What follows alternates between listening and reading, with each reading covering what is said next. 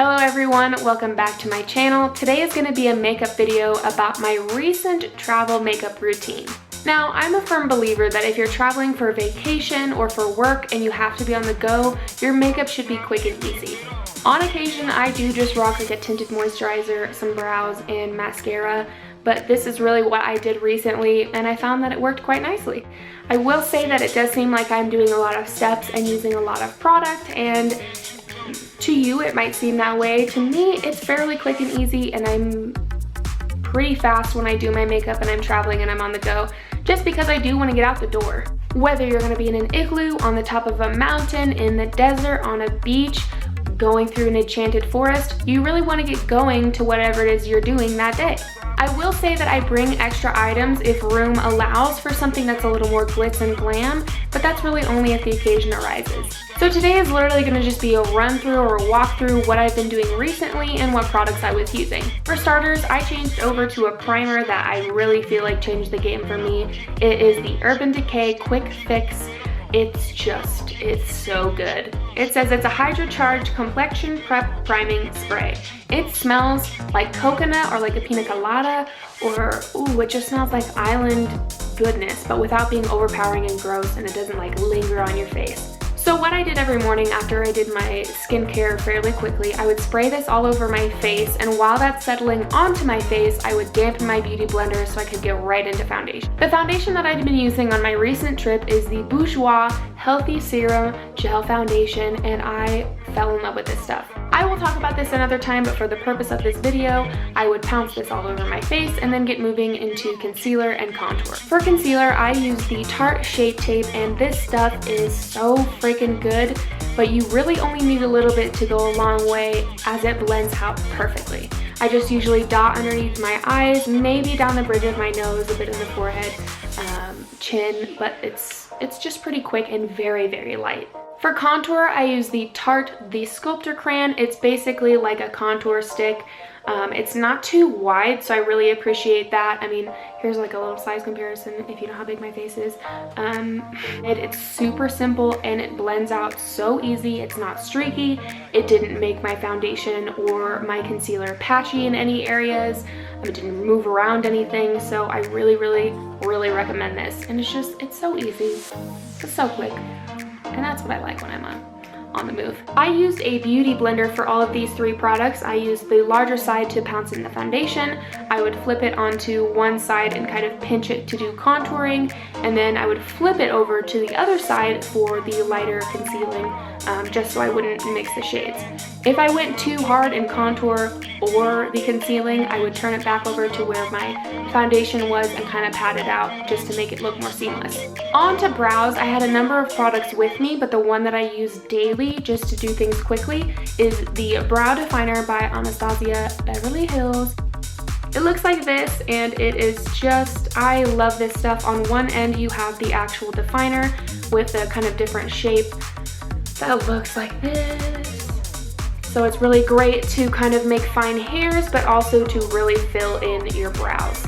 On the other end, why I really like this as well is that it has a spoolie, and this spoolie is great for brushing through your brows without totally taking out the product that you just laid down. Sometimes if I wanted to be like a little bit extra, or if I felt like I had a couple extra seconds to spare, I would throw on some brow gel as well, and I use shade Espresso. I will say the shades that I've used, I use the shade Espresso for the brow gel, and I use the shade Medium Brown for the brow definer. The shade for the contour stick, I believe, is just the number 1. It doesn't really have any markings on it that say otherwise, and it's kind of rubbed off, but I do believe it was just the number 1. The shade in the Shape Tape is light, and then the Bourjois foundation is dark beige.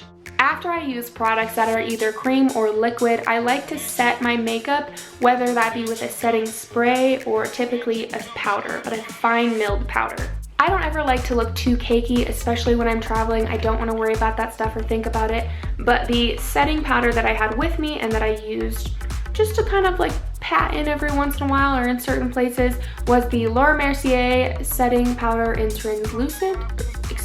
in Universal, and it's very finely milled and it's pressed, so you don't have to deal with like the mess of translucent setting powder sometimes when you're traveling. After my brows and face are done is when I usually get into eyeshadow. Now, I brought a lot of eyeshadow with me in this past trip. I'm not saying that you need all of this with you, but I had extra room and wanted to make sure that I had a bunch just in case. If I were only going somewhere and could just take one, I would probably take the Anastasia Modern Renaissance palette that looks like this. Looks a little bit gross because I've had it for a while, but I love this. Typically though, if I didn't use the Modern Renaissance, I would either use the Single Shadows by Anastasia, which were super easy and custom made by myself. So, I mean, I know what I like and I know what I use, so it's very, very quick. This shade is Orange Soda, and I pretty much used it every day all over the lid or as a transition shade. I also had with me the Urban Decay Naked 3 and then some single artist shadows by Makeup Forever, but I didn't use them daily. I just kind of jumped into the single shadows or used Modern Renaissance to quickly throw up like a warm brown smoky eye.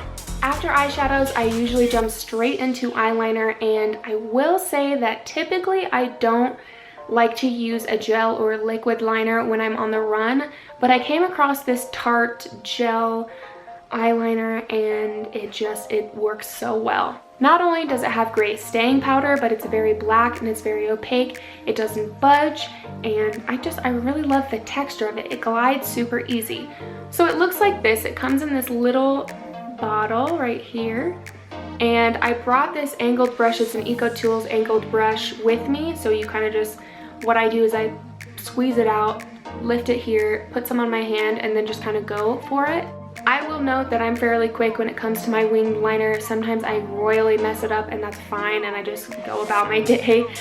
But it's like using these two things is not really a problem for me. I did have backup liners just in case that I usually do. I brought this Stilo waterproof one, but I honestly just kept reaching for this, so I really liked it. After eyeliner, I tend to do a blush and a bronzer if I feel like it. I'll mix the two if I feel like I'm in a rush. I brought this Orgasm and Laguna NARS duo with me. I love this bronzer. It never fails me. It's smaller, so it's easy to just rub your brush across these. I use a duo fiber brush, so I kind of pat it on, not make it like streaky, but I pat and then just kind of go, and it's done, and it's simple. This Tarte blush is another one that I went to frequently. It's called Feisty, and it's just kind of like a mauve-y nude, and not like as nude as the Exposés, if you're familiar with that, but it's nice. As far as highlight goes, I got this new Sleek Makeup highlight palette, and I love it. It's the Cleopatra one, not the Solstice one. That's probably the most popular, I'd say. So it looks like this. It's really, really pretty. Has a little brush with it. I didn't really use the brush because I have really soft brushes that I like to use, and this is just kind of like a little dinky one. I don't know. So I use this for highlight. I really liked it, but if I wasn't using the Sleek palette, I used this deluxe size of the Stunner one by Tarte.